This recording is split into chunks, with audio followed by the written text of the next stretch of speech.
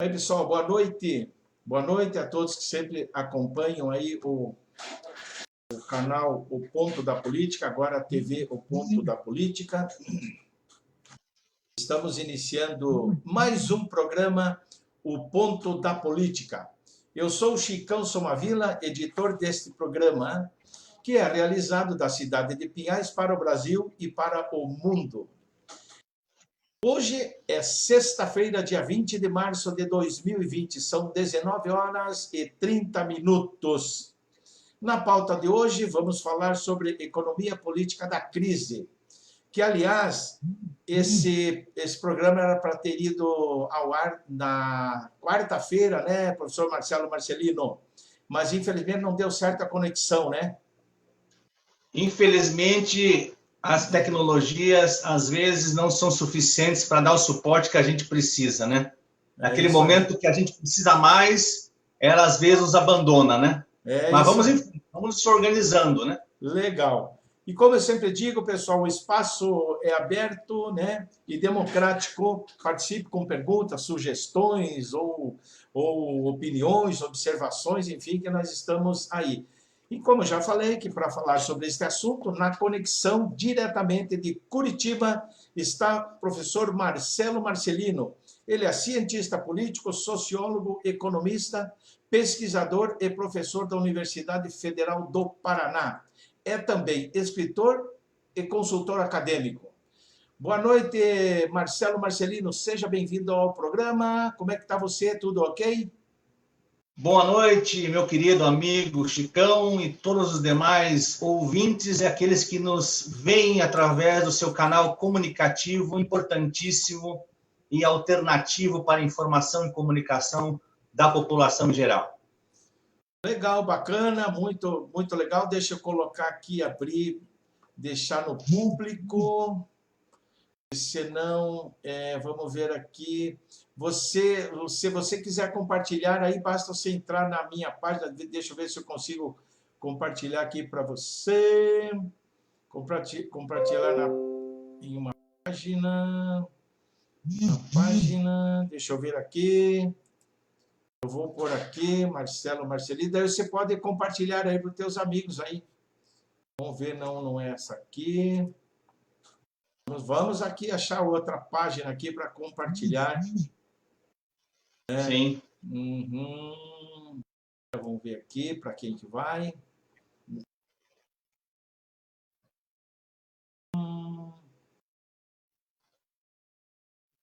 Um amigo, deixa eu ver aqui que eu tô aqui, ó. Eu vou compartilhar na tua página, daí você libera aí, né? Marcelo Marcelino. Ó, tá compartilhado na tua página aí. Ok? Daí só você liberar aí a hora que você tiver. O Evandro Martini já está curtindo a nossa live lá da Itália. Tivemos um bom papo, uma boa conversa com o Evandro Martini, falando sobre as agruras que o povo italiano está passando, os problemas sérios que estão encontrando para se despedir dos seus entes queridos que foram acometidos, enfim, vitimados pelo coronavírus, não estão tendo nem como se despedir, fazer os rituais normais, e as pessoas, é claro, não reclamam, elas sabem que, infelizmente, é uma situação muito delicada porque passa a Itália, né?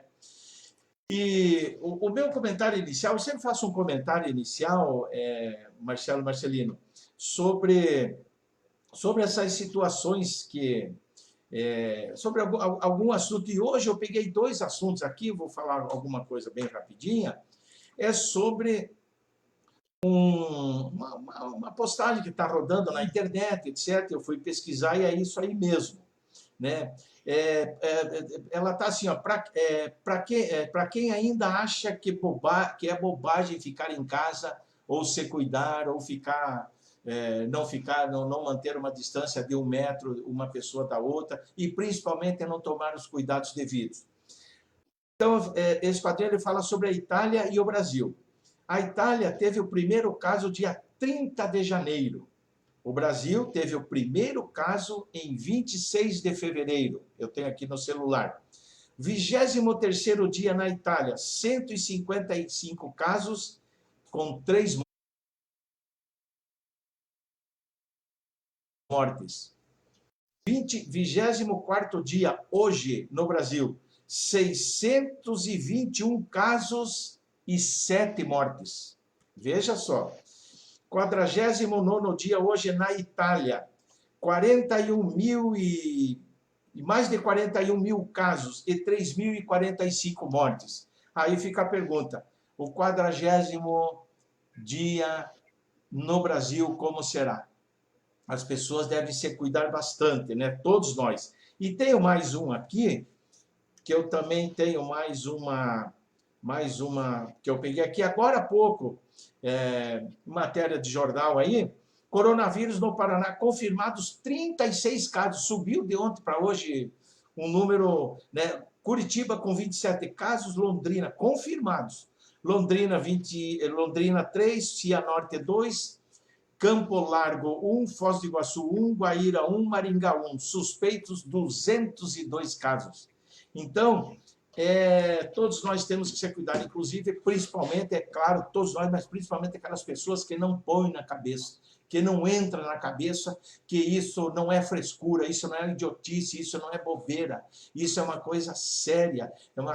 A pessoa que não se cuida, além de ela não valorizar a própria vida dela, ela não valoriza o do próximo, dos seus pais, seus irmãos, seus amigos, etc. Não é verdade, professor Marcelino? Bem, infelizmente faz parte da ausência de uma cultura mais cidadã, inclusive por questões de Estado. O Estado brasileiro nunca se preocupou em educar seu povo, em construir uma cidadania minimamente civilizatória, que pudesse incluir as pessoas num processo maior do que apenas restringir, numa concentração espúria de poderes, privilégios para aqueles de sempre.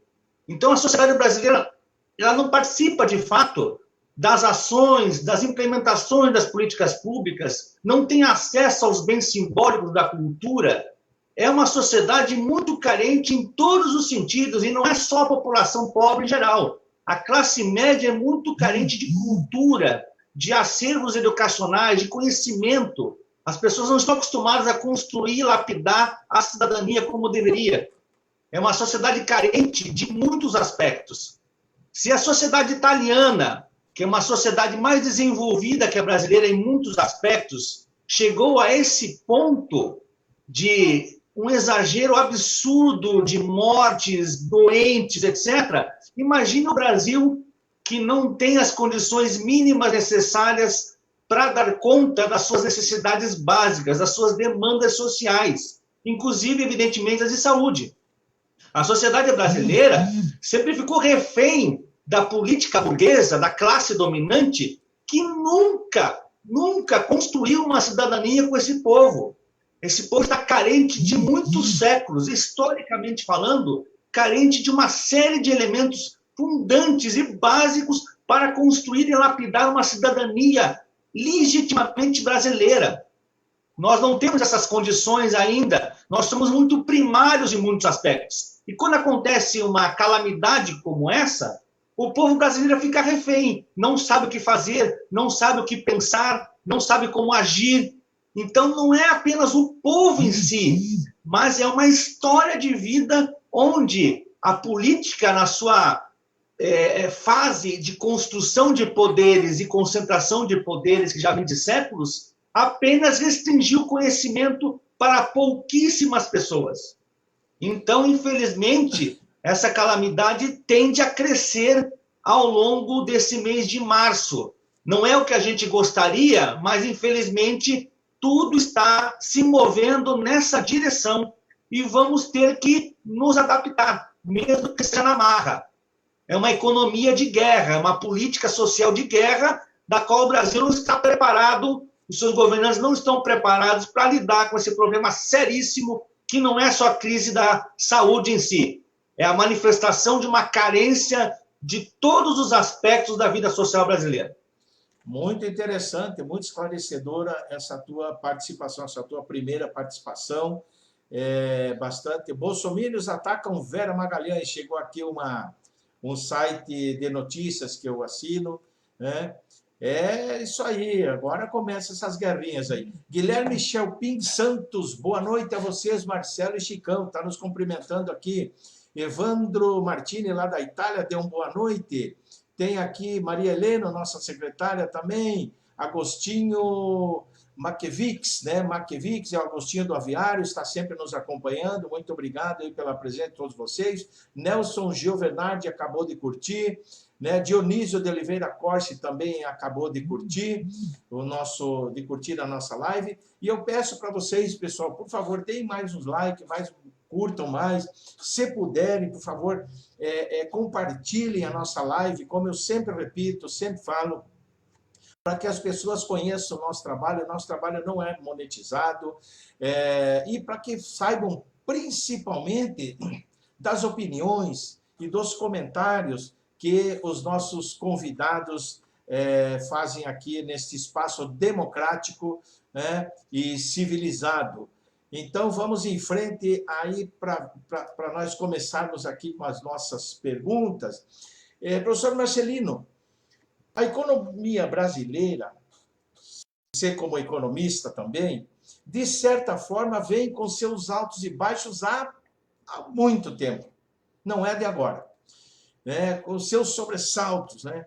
E seria possível, se não for demais, por favor, você fazer uma análise sucinta, eu sei que é difícil, mas pedindo uma análise sucinta sobre a economia brasileira nos governos da era militar, do governo Sarney, do Collor, claro, e Itamar, que foi o mesmo governo ali, embora com posição diferente, e sobre os governos de FHC, Lula e Dilma. É possível isso?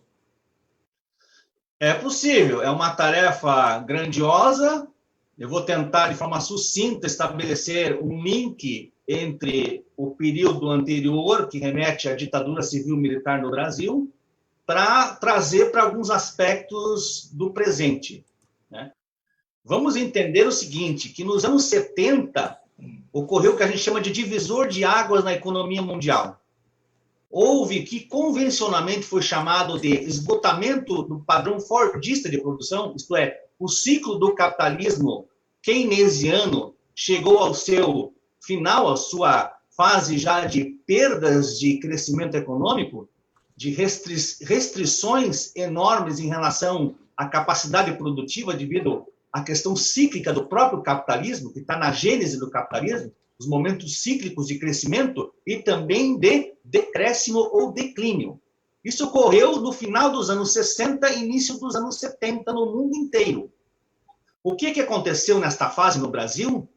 Em 69, em 70, começou o Plano Nacional de Desenvolvimento do governo Médici,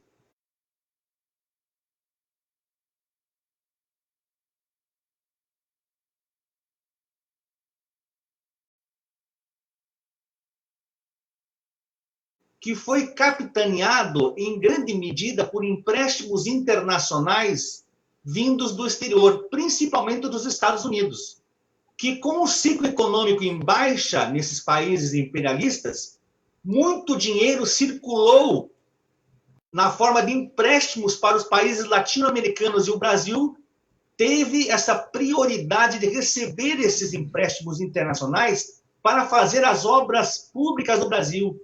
Por isso que tem a questão do milagre econômico brasileiro, que foi em grande medida graças às obras de infraestrutura que o Brasil proporcionou e impulsionou no início dos anos 70 com o governo Médici e, na sequência, com o governo Geisel. Tanto que as obras que nós conhecemos até hoje foram daquela época.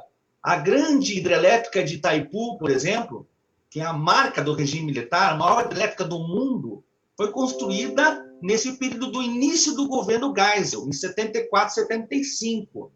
As hidroelétricas que construíram ao longo do tempo começaram em grande medida a partir do governo militar. As empreiteiras no Brasil ganharam um protagonismo muito grande a partir do regime militar. Então, essas obras de infraestrutura, elas contribuíram para avançar o crescimento econômico no Brasil, mas com muita desigualdade social. Não basta apenas crescer economicamente. Tem que ocorrerem políticas públicas que dão conta das demandas sociais necessárias para a população. Houve, na verdade, apesar do crescimento econômico, houve também muita pobreza, o crescimento das favelas, o processo de urbanização acelerado, as pessoas saindo do campo para as cidades, à busca de melhores condições de vida, de trabalho, de emprego, de renda. E isso aconteceu de forma muito sem planejamento no Brasil, tanto que as favelas crescem demais a partir dos anos 70. O processo de favelização no Brasil é enorme. E a gente percebe em todas as grandes cidades brasileiras esse processo se acentuar demais. Então, crescimento econômico não significa desenvolvimento econômico e social. Foi isso que aconteceu na ditadura civil-militar no Brasil. Esses empréstimos que o Brasil pegou ao longo do tempo dos anos 70 tiveram que ser cobrados no início dos anos 80 pelos Estados Unidos. A taxa de juros, que era um determinado patamar, ela cresceu enormemente no começo dos anos 80 pelo governo americano, e como a dívida nossa era em dólar, a nossa dívida externa explodiu, assim como a nossa hiperinflação. Começamos a emitir moeda demais e hiperinflacionamos o mercado brasileiro e criamos uma crise absurda com desigualdade social e pobreza aumentando, mesmo com o crescimento econômico nos anos 70. Deixa eu fazer uma pergunta, por favor, para não atrapalhar seu raciocínio. O êxodo rural começou na década de 70, influenciado por essa política econômica que não atendia as camadas menores, o poder aquisitivo menor da população? Como é que é isso? Não começou nos anos 70, mas ela acelerou demais nos anos 70. Até 1970, o Brasil era mais rural que urbano. As pessoas moravam, habitavam as pequenas cidades na órbita do rural muito mais que nos grandes centros urbanos. Esse processo de migrações em massa começa, de fato, a partir dos anos 70. Apesar que também lá atrás, décadas anteriores, nós já tivemos um processo de início da saída das pessoas, que é chamado êxodo rural, para as cidades. Mas esse processo acelerou demais a partir da década de 70. Perfeito.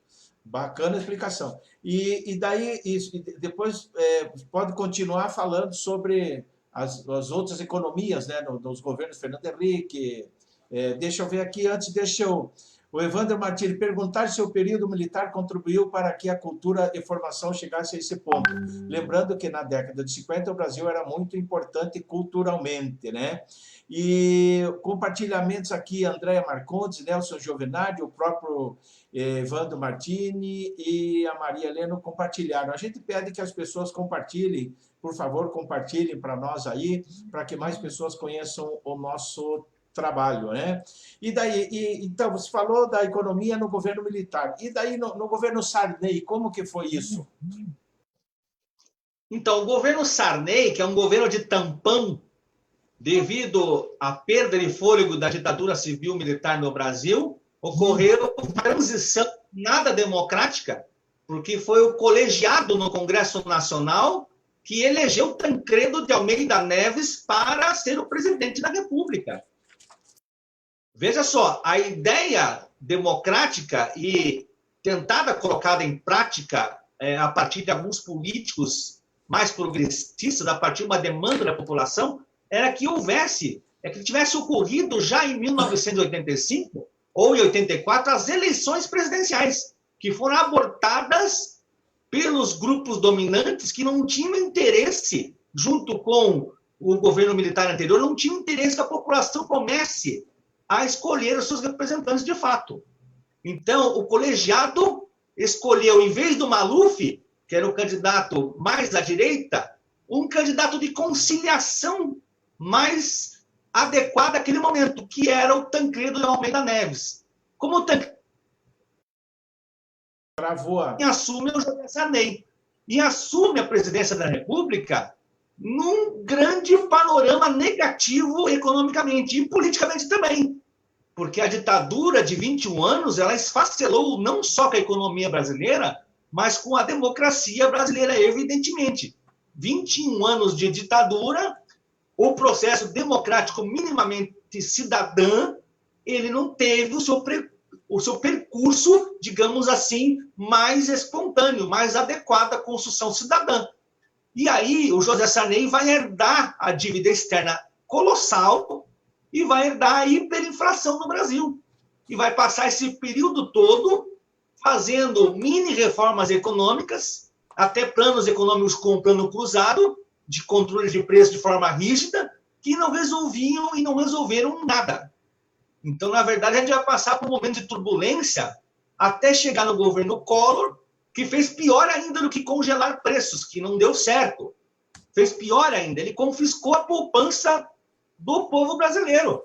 Tirou as economias do caixa da população para, com isso, construir uma ideia do que iria controlar a inflação devido à diminuição dos fluxos monetários.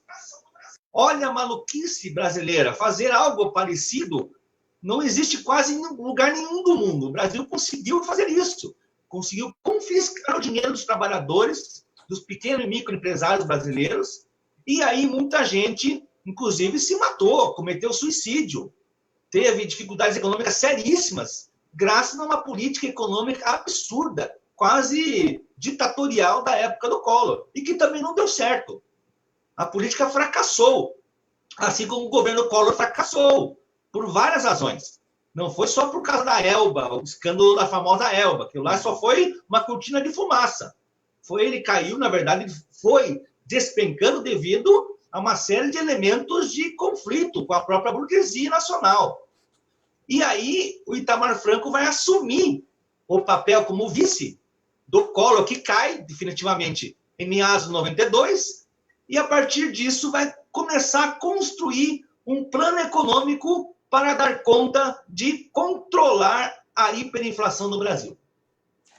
Só que isso acaba servindo, evidentemente, de plataforma política para que o seu ex-ministro da Fazenda, Fernando Henrique Cardoso, seja o candidato às eleições de 94 e vença as eleições com essa plataforma de que ele era o pai do Plano Real, junto com outros economistas e com outros políticos. E vai vencer as eleições para assumir em 95 os seus 2 mandatos seguintes. Quiser perguntar, então fica à vontade para eu não só ficar falando sozinho aqui. Não, fica tranquilo. Então, para você tomar um fôlego aí, que está muito importante, super interessante essas suas colocações, né? O Guilherme fala que excelente visão, Marcelo. De nada adianta esse crescimento econômico se não surtir efeito à maioria da população, como acontece contemporaneamente, como acontece agora, né? Realmente, esse tipo de situação tem que ter crescimento, mas que seja distribuída essa renda. Você falou agora, está falando sobre o FHC, até o Ciro Gomes, que foi ministro da Fazenda, ele trabalhou no governo Itamar também, e o Ciro Gomes disse que ele que deu o pontapé inicial para essa onda para acontecer, enfim, o Plano Real, e diz ele, em algumas entrevistas que eu ouvi, salvo que eu tenha entendido mal, ele diz que o Fernando Henrique se apoderou dessa ideia. Você tem conhecimento sobre isso ou não? Claro, eu acompanho isso há muito tempo. Uhum. Claro que o Fernando Henrique Cardoso, ele, digamos assim, assimilou essa ideia e fez uma grande propaganda política e, de certa forma, foi o candidato escolhido pelas elites para ser o presidente da República, com esta plataforma política, que era o Plano Real, que começou em meados de 94. Mas antes disso, lá atrás, o Itamar Franco já tinha chamado os economistas da PUC do Rio de Janeiro, com a velha e conhecida ponte com a Escola de Chicago, para elaborar o Plano Real. Então, Gustavo Franco, Gustavo Loyola, Pércio Arida, Edmar Baixa e uma série de outros economistas, Pedro Malan, uma série de outros economistas elaboraram esse plano em conjunto com as plataformas e as ideias da Escola de Chicago nos Estados Unidos, se baseando em pilares teóricos monetaristas neoliberais do Consenso de Washington, no final dos anos 80, que impuseram à América Latina toda condições de controle da hiperinflação que assolou a América Latina inteira nos anos 80, graças à explosão da dívida externa em grande medida.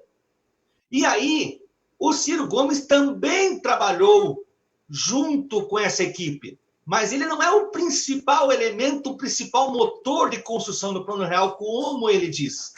Ele era um integrante de uma plataforma do PSDB, na época, que levou adiante essas ideias do Plano Real e construiu esses pilares que hoje nós conhecemos bem como está.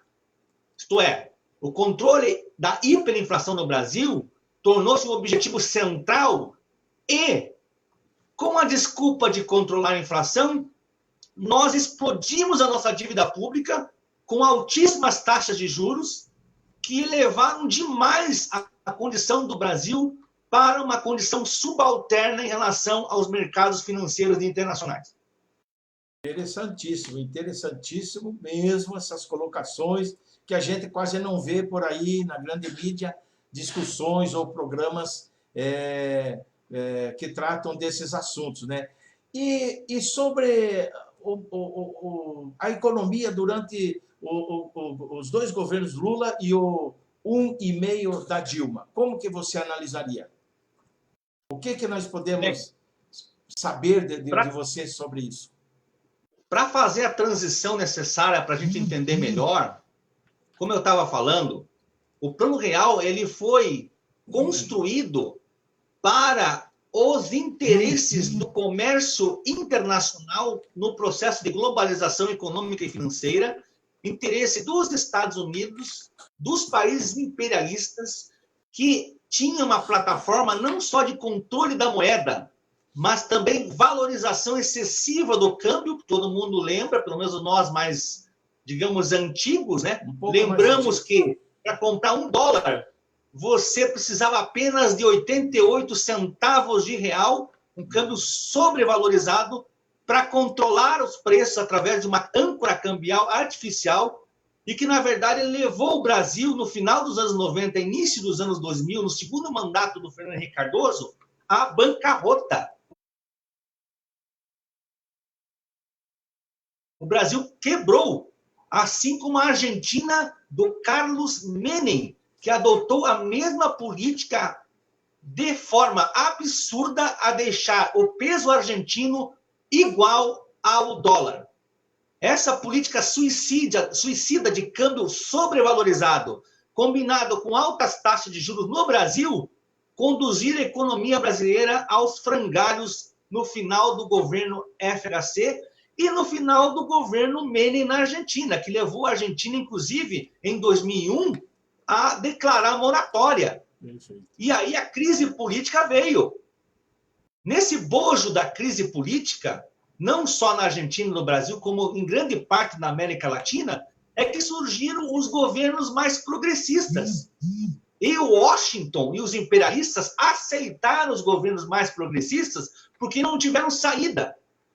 E aí começaram a articular uma plataforma que combinasse dar conta dos mínimos interesses da população, para não criar o caos, e, ao mesmo tempo, continuar uma política que contribuísse demais para reproduzir e acumular os lucros da burguesia nacional e internacional. É nesse pano de fundo que acontecem as mudanças na América Latina. É a quebradeira do sistema neoliberal dos anos 90 que vai conduzir a economia brasileira e latino-americana às mudanças profundas em relação às mudanças políticas de governo. Então, os governos alternativos progressistas vão assumir na Venezuela, no Equador, na Bolívia, na Argentina, no Uruguai, no Brasil, no Paraguai. Veja quantos países começam a mudar de governos devido à crise que o neoliberalismo, com essas políticas monetárias do Plano Real causaram às populações da América do Sul. Muito bem. E você aprova ou desaprova a economia assim mais no governo Lula e Dilma? Como que você falou e tal, mas a economia, eles acertaram, erraram? O governo Lula, na verdade, apesar dos avanços progressistas, tem uma política de continuidade do Plano Real. Por exemplo, a Lei de Responsabilidade Fiscal de 2000, que é um absurdo, que deve ser contestada antes mesmo da Lei de Teto de Gastos do Temer, né, 2016, começo de 2017, a Lei de Responsabilidade Fiscal, isso daí é um absurdo imenso, porque na Lei de Responsabilidade Fiscal, ela diz muito bem que para pagar juros da dívida não há limite no orçamento, mas para pagar funcionário público, administração pública e políticas públicas para a sociedade, tem limite. Agora, para pagamento de juros, não há limite. Está escrito na lei de 2000, antes mesmo de chegar à lei de teto de gastos de 2016 e início de 2017. Então, na verdade, o que vai acontecer na sequência? Infelizmente, o governo Lula ele vai conduzir esse processo como era o processo anterior.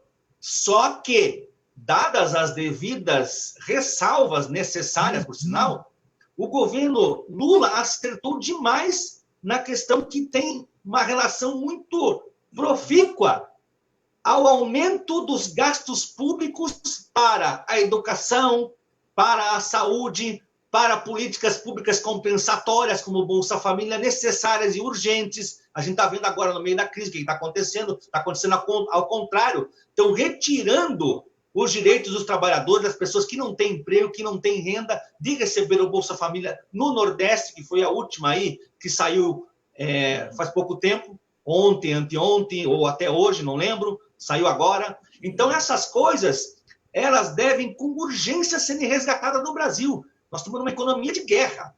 Então, no governo Lula, ele acertou nos investimentos em relação à Petrobras, na questão das universidades públicas, das bolsas de estudo, mestrado, doutorado, na graduação, bolsas para viajar ao estrangeiro, que os alunos tiveram possibilidade com Ciências Sem Fronteiras, uma série de políticas importantes que não eram apenas compensatórias, mas eram necessárias para o avanço do desenvolvimento tecnológico no Brasil e da educação. Claro que essas políticas de continuismo, elas sempre foram mal vistas, na minha percepção, por quem está observando isso com muito cuidado, como é o meu caso. Quer dizer, continuar com uma política de pagamento de juros da dívida. Isso, infelizmente, o Lula continuou. A Dilma continuou. Isso, na verdade, nos coloca numa condição de reféns da economia internacional, do mercado financeiro internacional. Vou deixar para você fazer suas considerações, meu caro. Interessante. Eu vou lendo aqui quem está nos acompanhando. Viviane Silveiras, a Vivi, o Veri Assis, o Luiz Carlos Heleno estão nos acompanhando também aqui. Por favor, pessoal, dê umas likes e compartilhem a nossa live para que mais pessoas, eu sempre repito, sou repetitivo assim, para que mais pessoas conheçam o nosso trabalho, conheçam as opiniões aí dos nossos convidados, que para quem chegou agora, eu digo aqui que estou falando com a conexão diretamente de Curitiba, com o professor Marcelo Marcelino, que é cientista político, sociólogo, economista, pesquisador e professor da Universidade Federal do Paraná. Ele também é escritor e consultor acadêmico. E o bate-papo de hoje é sobre a economia política da crise, que ele está tão bem fazendo colocações bastante proveitosas, bastante esclarecedoras aí para a gente, né? E se falou de todos os governos e tal, e o governo Dilma? Como que se analisa o governo Dilma? O primeiro e até um ano depois aí, do segundo dela. O governo Dilma também foi um governo, de certa forma, importante, porque, na verdade, o governo Dilma continuou as políticas públicas que o governo Lula já tinha adiantado nos 2 mandatos anteriores. Então, tem méritos. Inclusive, na extensão dos institutos federais de educação pelo Brasil inteiro, que ela teve um protagonismo muito grande, né? Iniciativa dos Médicos Sem Fronteiras, os famosos cubanos, que agora estão voltando por urgência e necessidade, né? E aí a gente vê as contradições, né, das escolhas que nós fazemos, né? Ou a gente quer política pública para a sociedade, ou a gente vai achar que o mercado vai resolver a nossa vida e, infelizmente, não vai.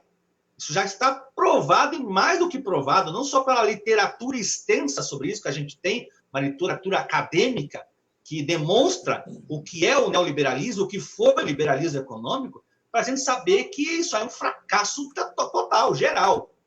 Mas, infelizmente, essa ideologia de mercado, né, ultraliberal, inclusive fascista, ela está aí de novo com força total pelos governos Trump, pelo governo Bolsonaro, pelos governos italianos que sucederam Berlusconi, inclusive, e todos esses outros que, na verdade, o da Inglaterra, agora recentemente, que todos esses outros, na verdade, estão com um viés político neoliberal que vai ao contrário das demandas sociais. Olha a Itália, por exemplo. A Itália não teria o porquê passar por uma situação dessas se não fosse a ausência de políticas públicas mínimas necessárias para dar conta da saúde. Não é um problema só de uma decisão tardia das autoridades, não é uma decisão individual das pessoas em não se precaver, é uma questão de política pública. A Europa está em recessão desde a crise de 2008, não saiu dela e está entrando numa outra junto com o mundo inteiro. Nós vamos entrar numa hecatombe, numa fase de divisor de águas. Não há mais como a gente retroceder. Essa fase lembra muito a crise de 29, outubro de 29, em que o liberalismo econômico ruiu. Nós vamos ter que passar por esse momento para construir uma sociedade minimamente civilizatória, se a gente quiser sobreviver. A questão é, primeiro, sobreviver à crise. Segundo, sobreviver com dignidade, com cidadania, com política social. E é isso que, infelizmente, o neoliberalismo quer desmanchar, quer destruir, quer retirar da população o orçamento para pagar juros, para pagar os banqueiros internacionais. Vamos lembrar que não é só o Brasil que faz isso, o Brasil faz de uma forma mais absurda. Mas os outros países também estão fazendo políticas muito próximas a essa.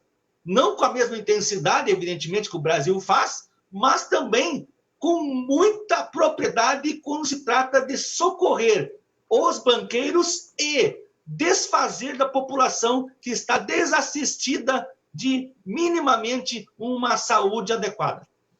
Ok. O Guilherme Chelpin fala aqui, o Lula não tinha que pagar a dívida ao FMI e aos grandes especuladores financeiros, sendo que assumiu com o neoliberalismo já em colapso. Ele faz uma observação aqui. Ele diz que o Lula não tinha que pagar a dívida ao FMI e aos grandes especuladores financeiros, sendo que assumiu com o neoliberalismo já em colapso. Não entendi. Então, veja... E a Viviane subiu aqui a nossa live. Legal, Viviane. Obrigado. Essa pergunta, essa colocação é muito importante. Porque, na verdade, como eu disse anteriormente, você tem políticas públicas importantes sendo construídas durante os governos Lula e Dilma, mas, ao mesmo tempo, você tem a reprodução de políticas econômicas que vão na direção também de dar uma importância muito grande, muito significativa ao mercado financeiro.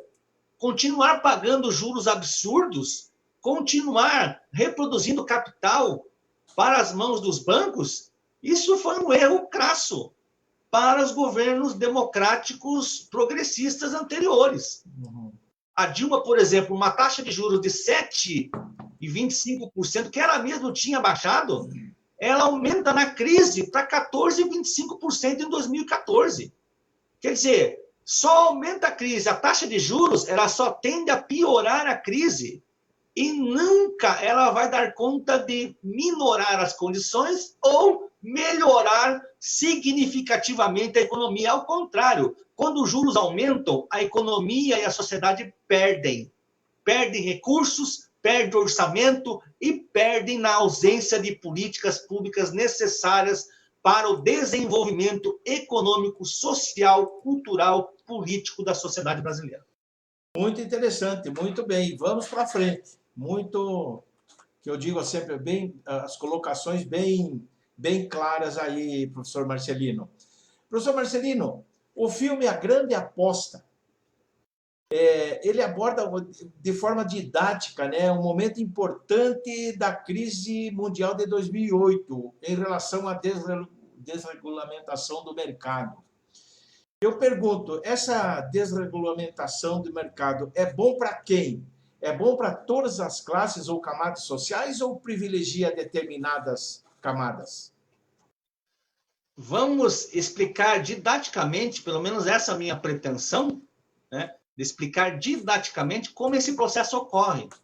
Ele ocorre a partir dos anos 70, foi naquela fase que a gente conversou agora há pouco, que é a mesma fase da ditadura civil-militar na implementação das políticas de investimento de infraestrutura, em que o Brasil e a América Latina pegaram muito dinheiro vindo de fora do país, né, e dos países latino-americanos. Então, o processo de desregulamentação, o que é desregulamentar? É você retirar as exigências mínimas que regulamentavam o mercado financeiro e o comércio, você liberalizar os mercados da melhor forma possível para retirar as amarras do Estado, as exigências do Estado Nacional para os compromissos desse grande empresariado. O empresariado do comércio, da indústria, dos serviços, do mercado financeiro, principalmente, eles não querem os compromissos mínimos necessários. Eles querem desregulamentar o mercado. Por exemplo, pagar menos impostos, menos burocratização, ter capacidade de criar mais negócios com menos exigências, dar menos satisfação à sociedade. É isso que é desregulamentar, é liberalizar. Vamos fazer aquela comparação que eu sempre gosto de fazer com alguns alunos meus, que é a seguinte: uma farmácia, nos anos 70, para quem lembra, nos anos 80, vendia o quê? Somente remédios e outras pequenas coisas ligadas a essa indústria farmacêutica. A partir dos anos 90, farmácia começa a vender o quê? A farmácia começa a vender biscoito, sorvete, refrigerante. Isso é desregulamentar. O posto de gasolina só vendia combustível. Final dos anos 80 e 90, passa a vender o quê? É uma loja de conveniências. Então, nós estamos liberalizando o mercado, tirando as amarras que, de certa forma, emperravam os negócios do grande capital. Isso serve também para as outras camadas, mesmo do empresariado médio, mas, em grande medida, foram feitas para o grande capital, em detrimento das políticas públicas orçamentárias para a população. Então, é muito diferente. Então, o processo de desregulamentação, ele tende a favorecer somente os grandes mercados capitalistas, na verdade. A população não ganha nada com isso. Na verdade, é uma armadilha. É uma armadilha. É para você dar uma satisfação mínima que você está desburocratizando o mercado por parte do Estado, mas, na verdade, você está dando uma força muito maior ao mercado e está exigindo cada vez menos desse mercado. Quer dizer, ninguém lida com a sonegação fiscal na Previdência, ninguém liga no pagamento dos impostos regulares para as empresas, mas falar que a Previdência está quebrada, esse é o discurso padrão. Agora, cobrar os impostos devidos, que são em torno de 450 bilhões de reais no Brasil, que estão devendo à Previdência Pública, aí ninguém fala sobre isso. Então, veja como essas coisas têm dois pesos e duas medidas, ou, na verdade, dois pesos para um lado favorecido e nenhuma medida para o outro. Legal. Deixa eu ver aqui, Marcelo, que tem uns comentários aqui aparece aqui, mas eles não, eles somem. Eu estou vendo aqui no celular, deixa eu ver aqui. O Luiz Carlos Heleno disse que está assistindo conosco. A Viviane, eu já falei alguns aqui, ela falou embaixo aqui um comentário que não aparece aqui na minha tela aqui do meu laptop, mas aparece aqui no celular. Viviane Silveira Vive, ela fala: o comunismo sempre pensa nos humildes. Ela diz aqui. Será mesmo? Olha, veja bem, é mais complexo do que isso, porque, na verdade, um sistema socialista comunista, de fato, ele Apareceu ainda aqui não agora. existe.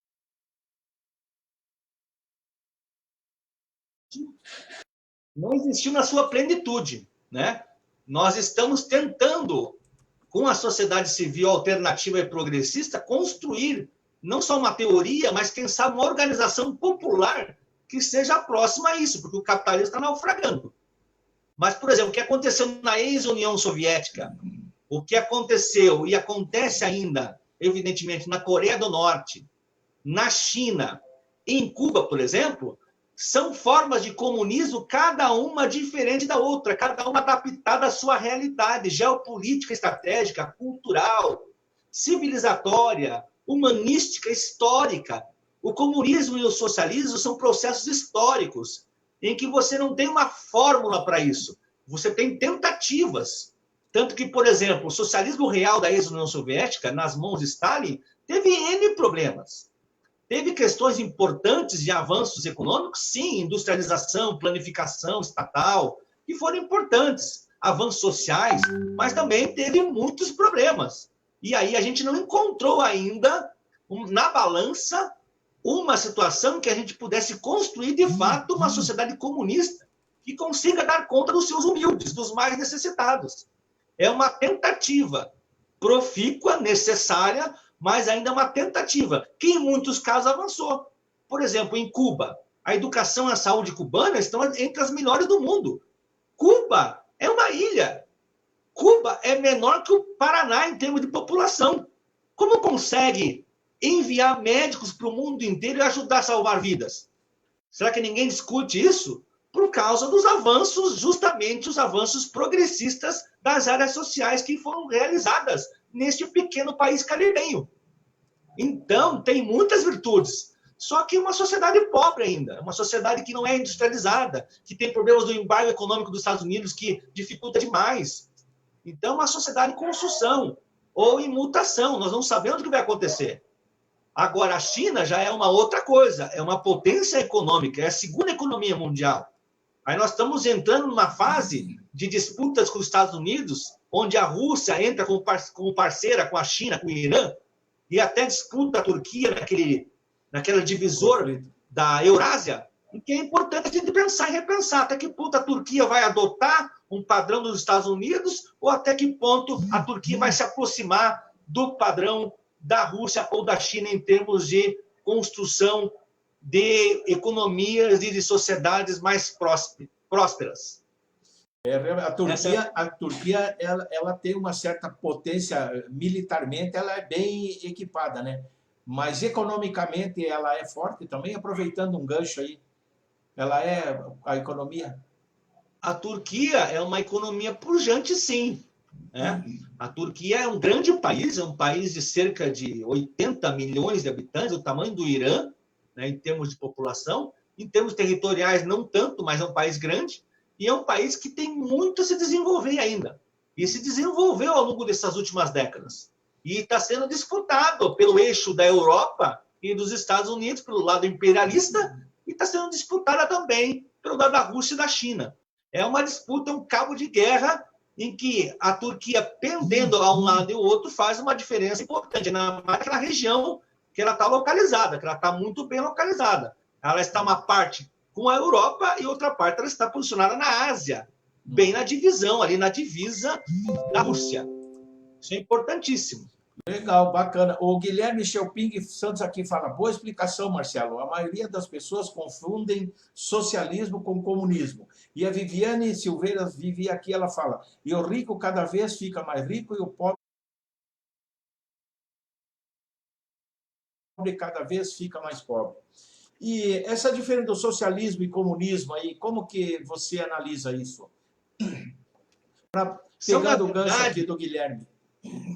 São, na verdade, sociedades ainda em disputa, historicamente estão se desenvolvendo, tendendo para a construção de um socialismo que é uma fase superior do capitalismo, assim como o comunismo, uma fase superior, que seria a fase, digamos assim, a melhor em termos de desenvolvimento econômico e social. E aí passaria por etapas de um modelo social onde as pessoas no comunismo estejam todas elas inteiradas, todas elas inseridas num modelo de repartição social, de compartilhamento dos dispositivos sociais, das ferramentas de orçamento. Na verdade, é o orçamento participativo da sociedade na sua grandeza máxima, múltipla possível. No socialismo ainda você tem empresas que muitas delas são privadas, como na China você tem muito disso, né? Empresas públicas, empresas privadas, capital externo. Então, o comunismo é algo assim mais avançado, onde você tem uma economia organizada pelas grandes massas populares, pelos trabalhadores, em que passa por aí toda a gerência, toda a administração dessas empresas, da escola, das instituições. Então, é um nível mais avançado de sociedade. Só que, evidentemente, isso tem percalços aí no meio do caminho. Para você construir um modelo de sociedade muito grande, como a sociedade chinesa, de 1 bilhão e quase 1,5 bilhão de pessoas, um gigante, é muito difícil. Ainda mais quando você percebe que a maioria da população ainda pertence a centros rurais espalhados pela China toda. Claro que eles estão muito acelerados. A parte urbana chinesa está crescendo de uma forma tão abrupta, tão violenta, que logo será a parte maior em termos populacionais e vai se industrializar cada vez mais esse país gigante do mundo, né? É o terceiro, quarto maior país do mundo, rivaliza com os Estados Unidos da América. Legal. A Vivi, ela fala aqui, o silêncio da Rússia me preocupa. Acredito que essa pergunta esteja se referindo talvez a essa briga do coronavírus, entre China e Brasil e Estados Unidos, aí, enfim, talvez seja isso, não sei se é bem isso. Mas deixa eu ver aqui uma outra pergunta, você falou da desregulamentação, que eu ia entrar justamente sobre a China e Estados Unidos. A China e o AIS, eles estão em constante pé de guerra comercial, né? E há algum tempo. E, claro, isso aí não é segredo para ninguém no mundo, ninguém que se informe, que leia, que procure se informar, enfim, né? Os dois gigantes da economia mundial sabem, cada uma, das suas forças. E também, obviamente, das suas fraquezas, ou da fraqueza do outro também. E ora aparentam se abraçarem, e ora aparentam se cutucarem, né? Recentemente, a Rússia e a Arábia Saudita aumentaram suas produções de petróleo, reduzindo em 30%, né, o preço do petróleo no preço do barril, né? Para conter o quê? Talvez os Estados Unidos. Na sua opinião, eu pergunto aqui, pelo porte dos envolvidos, isso é uma coisa passageira ou ela poderá ser resolvida, e que poderá ser resolvida logo, ou tende a se alongar? Quais as consequências para a economia mundial dessa briga comercial entre China e Estados Unidos, os dois gigantes da economia mundial? A crise financeira que já estava pipocando, estourando, já na entrada desta nova década aí, 2020 para cá, 2019, 2020, já estava pipocando uma grande crise financeira, uma bolha financeira iria estourar em breve. A gente não saberia precisar exatamente quando, seria esse ano ou o ano que vem, mas ela acabou sendo acelerada pelo coronavírus. Então, veja, essas disputas entre Estados Unidos e China, elas estão ocorrendo com maior intensidade e principalmente a partir da crise de 2008 para cá, que acelerou esse processo. Vamos lembrar bem, a crise de 2008 ela não se encerrou ainda. Ela não se encerrou. Agora, com uma nova bolha financeira estourando, a gente vai ter a somatória de uma bolha anterior de 2007, 2008, 2009, explodindo novamente e combinando com uma outra crise financeira, onde esta bolha está começando a estourar agora. E o impulsionador, o acelerador desse processo foi a crise propagada pelo coronavírus. Aqui, agora, vai ser um divisor de águas. Não só para o Brasil, mas para o mundo inteiro. Agora, a gente vai perceber muito mais nitidamente as diferenças entre o bloco ocidental, capitaneado pelo imperialismo estadunidense, e o bloco asiático e parte europeu, comandado pela dupla geopolítica estratégica China e Rússia. Porque a Rússia também está crescendo de forma exponencial a sua economia. Está diversificando absurdamente a sua economia. A economia russa do Putin para cá, do início do século XXI para cá, ela é uma outra comparada do Boris Yeltsin nos anos 90, quando a União Soviética ruiu, a Rússia passou a ser um Estado autônomo, e aí, com o fracasso do neoliberalismo e da política também, né? Do Gorbachev. Ah, sim, lá atrás ainda, né? O Gorbachev foi a transição, né? A perestroika é a transição para acabar definitivamente com a ex-União Soviética. E aí o Boris Yeltsin assume o governo, né? Democraticamente eleito, né? Em situações bastante controversas, vai ser reeleito novamente de meados da década de 90 para frente e não vai terminar o segundo mandato. O vice assume em 99, o vice era o Putin. O Putin, portanto, está há 21 anos no poder. E como agora o mandato na Rússia é 6 anos, o Putin vai provavelmente terminar o seu mandato em 2024 com 25 anos de poder nas mãos.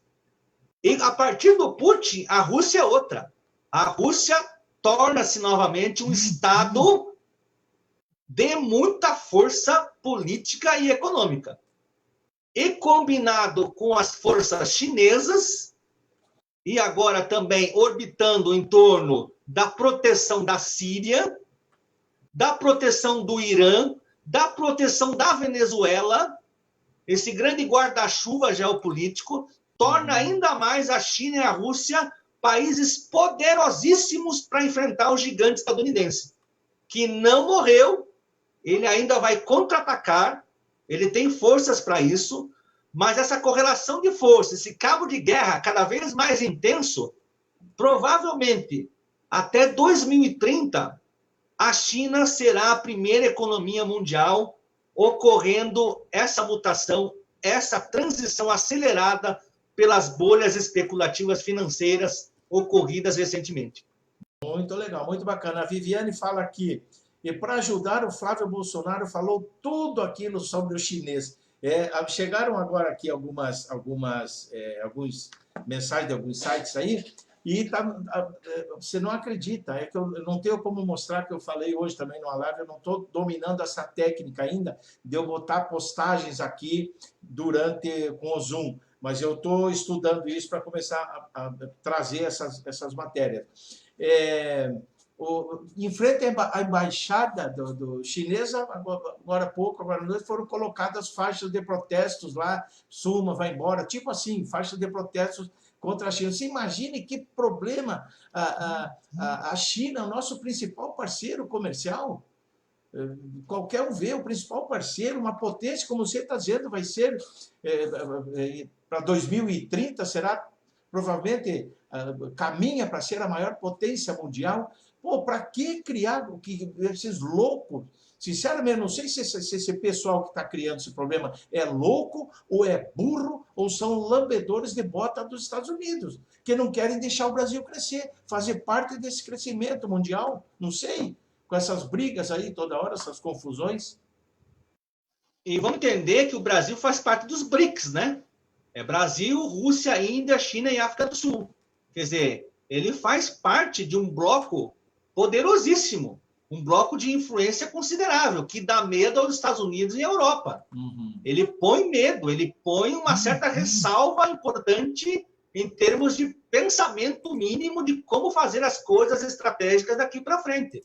Os Estados Unidos, mais ou menos em 1960, ele era responsável por 50% do PIB mundial. 50% da produção mundial era realizada nos Estados Unidos em 1960. Hoje, a participação americana caiu para 22,5%. metade, menos da metade do que ele já foi no passado.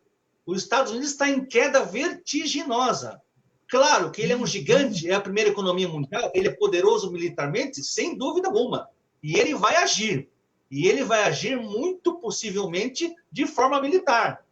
O que, de certa forma, irá conter a administração Trump para pensar na reeleição no final do ano é justamente algo que eles não contavam, que era o coronavírus. Porque eles não vão poder propagar uma guerra tão de imediato nesse momento em que a população dos Estados Unidos está começando a sofrer as consequências do coronavírus e com uma voracidade, uma ferocidade muito forte, muito intensa. Então, a sociedade americana está começando a sofrer os abalos da crise do coronavírus e está se alastrando muito fortemente. E mais, ao contrário da China, os Estados Unidos não têm um aparato educacional, ia dizer, ele não tem um aparato de saúde pública como tem alguns países da Europa e da própria China.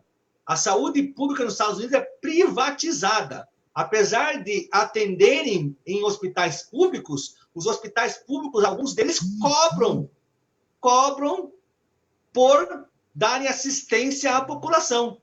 Alguns conseguem não pagar? Sim, alguns não conseguem pagar. Olha, não precisam pagar pela situação em que são atendidos. Mas, em grande medida, os americanos pagam ou plano seguro-saúde ou pagam para ser atendidos, mesmo em hospitais públicos, municipais, estaduais ou federais.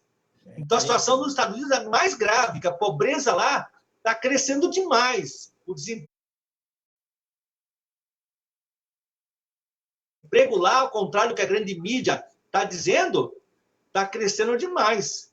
Então, é bem diferente a situação dos Estados Unidos, que não tem nada planificado como a China, que já está contendo o vírus, até onde a gente sabe, e os Estados Unidos, que vai ter muita dificuldade para lidar com essa situação de economia de guerra daqui para frente. Beleza. A Viviane fala aqui ao que me referi, era sobre o coronavírus em relação à Rússia, mesmo que ela falou ali, quando ela disse o silêncio da Rússia me preocupa. E o Guilherme fala, são todos esses adjetivos aí, Chicão, a clã Bolsonaro vai ruir. É o seguinte, professor Marcelo Marcelino, você falou sobre a economia nos governos militares, deixa eu ver aqui, Sarney, Collor, Itamar, FHC, Lula e Dilma. Gostaria que você fizesse uma análise, se possível, sobre a economia adotada pelo governo Bolsonaro através do Paulo Guedes. Como que você vê a implantação desse modelo econômico que o governo Bolsonaro está usando?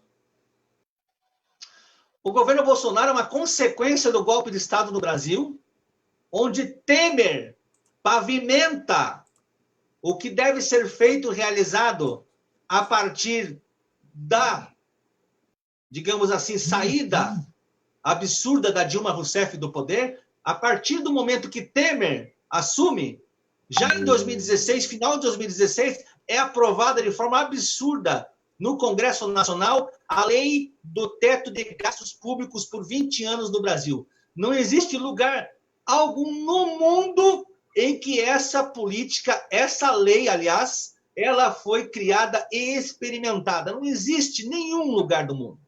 20 anos de congelamento dos gastos públicos, isso aí não é absurdo, isso é surreal, se não fosse uma realidade crua e nua. Mas vejam só, a partir desse momento, 2017, 2018, que a economia não cresceu, fora a reforma trabalhista, né, que é outro absurdo, e a reforma da Previdência implementada no passado, comecinho, né, do processo de desmonte da Previdência, na verdade é um desmonte da Previdência Pública no Brasil, que é essa que é a ideia da privatização, é a ideia de você pagar a Previdência no Brasil, né, de você cobrar pelo atendimento público no Brasil, coisa que é absurda. O Brasil Se os Estados Unidos não têm condições, que é uma renda muito maior que o Brasil, de pagar um plano de saúde, já pensou, já imaginaram, vocês todos que estão ouvindo a gente, nos vendo aqui, já imaginaram nós temos que pagar pela saúde pública, pela educação pública? Vai ser um naufrágio, não vai ser nem um Titanic. Isso aí vai acabar caindo de forma abissal para o fundo do oceano que ninguém vai encontrar mais na sociedade brasileira. A sociedade brasileira vai ruir, vai desaparecer. Isso é um absurdo. A política neoliberal é isso, querido. A política neoliberal é o achincalhamento da política pública. É colocar a política pública numa situação absurda de desmanche da sociedade. Então, o que o governo Bolsonaro está fazendo, isso tem que ser denunciado, o governo Bolsonaro está fazendo, não é nenhuma política econômica. Isso não é política econômica. Política econômica quando o governo intervém para a sociedade, eu vou chamar assim. Isso é uma política econômica do desmanche, da crise, do desmonte. Porque, na verdade, as privatizações aceleradas, o desmanche do setor público, dos serviços públicos essenciais, as terceirizações de forma acelerada, a uberização, a precarização do trabalho cresceu demais no Brasil, a informalidade está explodindo. A uberização é a grande economia do Guedes. Vamos lembrar que o Guedes foi o responsável de implementar a previdência privada no Chile no começo dos anos 80, que fazia parte da guerra híbrida. No Chile, Paulo Guedes é da Escola de Chicago. A Escola de Chicago é a escola econômica do desmanche, do neoliberalismo. O que o Chile está apresentando de problemas agora foram em decorrência do que eles escolheram de forma impositiva para a população nos anos 80, na época da ditadura civil-militar do Chile, do Pinochet, do Augusto Pinochet. É essa política que eles querem implementar para o Brasil, uma política de terra arrasada, uma política de desmanche social. Mas agora o mundo está percebendo que o neoliberalismo está sendo sepultado, enterrado, porque não há como você salvar vidas, não há como você dar educação universal para as pessoas, não há como você dar renda para as pessoas sem o grande guarda-chuva do Estado-nação. O Estado-nação interventor, dirigista, é o Estado que, na verdade, é o mínimo ideal. E melhor ainda, se a gente quiser avançar enquanto nação brasileira, qualquer nação do mundo, tem que ter cada vez a participação popular, construindo juntamente com os governantes as políticas públicas, até a gente chegar num ponto que não haja governante de forma vertical que nós temos, de forma burocrática, hierárquica, de forma absurda, privilégios, poderes. Nós temos que procurar extinguir esse tipo de coisa na sociedade, qualquer que seja. A brasileira, então, nem se fala que precisa mais. É o quinto maior país do mundo em população, é o quinto maior país do mundo em território, é o país que tem os maiores recursos naturais do mundo, do planeta, é o país mais rico que tem em solo, em sol, em água potável. Então, o Brasil é o país mais rico do mundo. Se o país mais rico do mundo não consegue dar conta da sua própria população, onde milhões de brasileiros não têm emprego, não têm renda, o que está acontecendo? As pessoas não desconfiam que tem uma coisa muito errada no Brasil? No mínimo, né? Exatamente. Só para deixar bem, esclarecer bem para as pessoas aqui, você, evidentemente, com certeza absoluta, você não está colocando aí o fim das instituições, mas sim a depuração daqueles que se envolvem com as instituições brasileiras. Seria isso, né? Claro! É a mesma coisa que ao atacar a Petrobras para tirar alguns corruptos da gerência da Petrobras. Não faz sentido. Você acabar... Esse é um exemplo ótimo, né? Você sem destrói dúvida a Petrobras, privatiza a Petrobras, que lugar algum do mundo tem uma empresa de energia tão fundamental quanto o Brasil e entrega para o patrimônio privado. Nenhum país estrategicamente bem ordenado faria um absurdo desse. O Brasil está entrando nessa jogada porque tem uma pressão dos Estados Unidos. O golpe de Estado do Brasil veio para isso, para desmanchar a Petrobras, para entregar a Petrobras às petroleiras americanas, estadunidenses, britânicas, ao imperialismo universal. E nós não podemos permitir uma coisa dessa. Porque, na verdade, a Petrobras é o patrimônio do público brasileiro, da sociedade brasileira. Esse é o patrimônio maior que nós temos. e onde tem pesquisa, desenvolvimento de novas tecnologias. O Brasil, com a Petrobras, é o país que mais tem uma tecnologia avançada de perfuração de petróleo em águas profundas. O Brasil formou engenheiros de ponta no mundo inteiro, reconhecidos no mundo inteiro, graças à Petrobras. Graças às universidades públicas brasileiras estão sendo desmanchadas, as bolsas estão sendo retiradas dos alunos, os recursos minguados. Quem não tem universidade pública e quem não tem uma Petrobras, por exemplo, uma Eletrobras, instituições como essa, não vai se desenvolver. Vai cada vez mais partir para algo totalmente absurdo o que está acontecendo de fato. Ok, muito legal, muito bacana essas tuas considerações aí. Deixa eu ver, antes de eu pedir da gente encerrar o programa, pedir suas considerações finais, eu vou ler aqui mais dois comentários da Viviane Silveira. Vivi, governo Bolsonaro simplesmente a privilégios e não merecimento à classe média e do povo baixa renda. Aí deu o Guilherme aqui, o advogado, o Guilherme Chelping Santos, ele é advogado aqui em Pinhais. Golpe de Estado escancarado é muita ignorância daqueles que não querem abrir seus olhos ou se fazem de tontos por conta das regalias que têm desses ultradireitistas. É isso aí. Nós estamos com 1 hora e pouquinho já de programa, muito bacana, muito, muito esclarecedoras mesmo, as suas intervenções, as suas colocações. E eu deixo aqui uns instantes finais para você, Marcelo Marcelino, professor Marcelo Marcelino, fazer as suas considerações finais. Antes, eu gostaria de dizer aqui que a conexão que está acontecendo agora é diretamente de Curitiba com Marcelo Marcelino, que é professor, ele é cientista político, sociólogo, economista, pesquisador e professor da Universidade Federal do Paraná, é também escritor e consultor acadêmico. É com você suas considerações finais, Marcelo Marcelino. Obrigado, meu querido. Eu vou aproveitar para fazer uma consideração do que o jovem advogado expôs agora há pouco. Eu não tenho intenção alguma nesse programa, pelo contrário, nós temos que elevar a nossa discussão, né? A gente precisa discutir os assuntos nacionais, os assuntos do mundo, para a gente entender o que está acontecendo. Então, na verdade, assim, o que a gente chama de golpe de Estado? Golpe de Estado é o instrumento, é a ferramenta utilizada quando você precisa, por interesses absurdos, espúrios, de alguns grupos econômicos nacionais e estrangeiros, retirar uma presidenta, um presidente ou qualquer governante com a desculpa, por exemplo, ele incorreu em pedaladas fiscais, que foi o caso da Dilma Rousseff, por exemplo. Não houve pedalada fiscal alguma, isso foi realmente uma invenção para dar uma desculpa que a Dilma precisava ser retirada do poder. A questão da corrupção na Petrobras também utilizou-se como uma desculpa, que a corrupção ela não deve ser entendida apenas dessa forma muito superficial, ela é muito mais profunda que isso. E, na verdade, o que aconteceu de lá para cá? O Brasil vem cada vez mais perdendo posições econômicas e diminuindo a sua capacidade em termos sociais. De lá para cá, o Brasil piorou demais. Atribuir, por exemplo, a crise econômica só a Dilma é um erro crasso.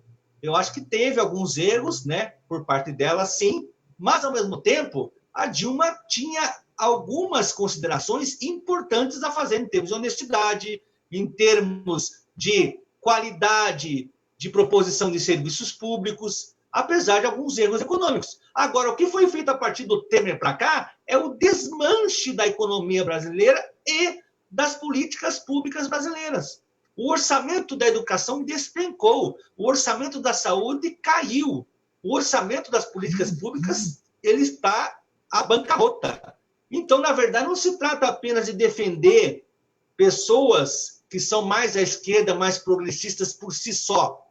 Trata-se de colocar as coisas no devido lugar histórico, social, político e econômico. É essa consideração que, a partir da questão dele, com todo respeito, porque nós aceitamos a divergência que nos faz crescer, aliás, é justamente o contraditório que faz a gente avançar, é justamente a minha proposta, de que a gente consiga responder as coisas de forma a não ofender ninguém, não maltratar ninguém, ao contrário, a exaltar o contraditório, mesmo com posições contrárias à nossa. Isso faz parte da democracia e faz parte do aprendizado contínuo do conhecimento.